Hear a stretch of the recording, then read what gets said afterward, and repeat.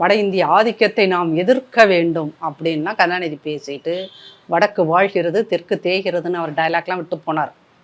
நீங்கள் என்ன பண்ணுறீங்க, வட இந்தியாவில் ட்விட்டரில் எவனோ 15,000 பேர் ஃபாலோவர் வச்சுருக்கானா, 20,000 பேர் ஃபாலோவர் வச்சுருக்கானா. அவன்கிட்ட போய் தம்பி ப்ளீஸ்ப்பா உன் காலில் விழுறேன்ப்பா, எனக்கு ப்ரொமோட் பண்ணுப்பா, நீ ப்ரொமோட் பண்ணி கொடுத்தீங்கன்னா 10வது நிமிஷத்தில் உன் அக்கௌண்ட்டில் ஜிபே 15,000 பண்ணி விடுறப்பான். எத்தனை ஒரு 5,000 10,000 ஃபாலோவர் வச்சுருக்கான்ட்ட டே சாமியில் என் தெய்வம்ல என் தங்கால போடுறா ட்விட்டர், ஒரு ட்விட்டர் போடுறா, எங்கள் ஐயா அங்கே போனார்னா வானத்தை புரட்டினார்றா, பெரியார் சிலையை திறந்தாடுறா, எதையோ ஒன்று போடுறா. அந்த நாய் என்னத்தை போட போகுது, இந்த நாய் என்னத்தை சொல்ல போகுது?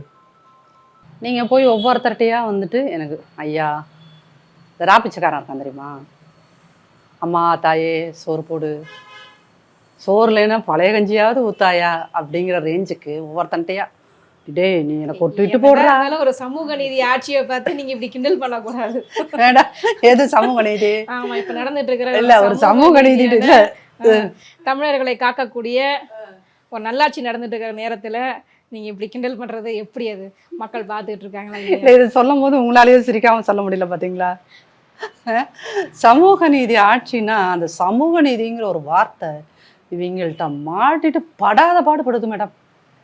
அதாவது என்னன்னா, ஒரு வார்த்தைக்கு நம்ம அநியாயம் பண்ணியிருப்போம், ஒரு வார்த்தைக்கு நம்ம அநியாயம் பண்ணியிருப்போம்னா அது இந்த சமூக நீதிங்கிற வார்த்தைக்கு இந்த திமுக அரசு பண்ணின அநியாயம் இருக்கு பாருங்க, அச்சிலியற்ற முடியாத அநியாயங்கள்.